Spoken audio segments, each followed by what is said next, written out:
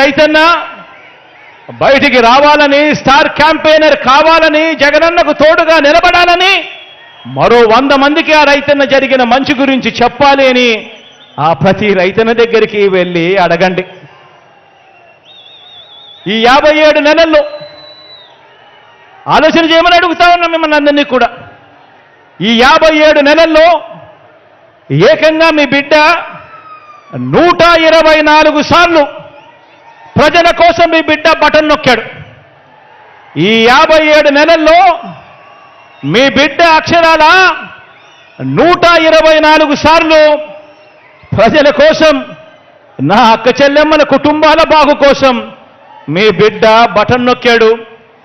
ఏకంగా 2,55,000 కోట్లు, ఏకంగా 2,55,000 కోట్లు నేరుగా మీ బిడ్డ బటన్ నొక్కడం, నేరుగా నా అక్క చెల్లెమ్మల కుటుంబాల ఖాతాల్లోకి వెళ్ళిపోవడం.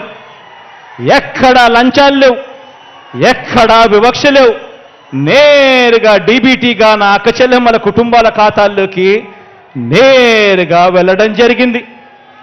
చరిత్రలో ఎన్నడూ లేని విధంగా, చరిత్రలో ఎన్నడూ లేని విధంగా ఆలోచన చేయమని అడుగుతా ఉన్నా. ఇది ఇంతకు ముందు ఎప్పుడూ చూడని విధంగా, చరిత్రలో ఎప్పుడూ జరగని విధంగా మనందరి ప్రభుత్వం 2,55,000 కోట్ల రూపాయలు డీబీటీగా పేద కుటుంబాలకు పంపింది.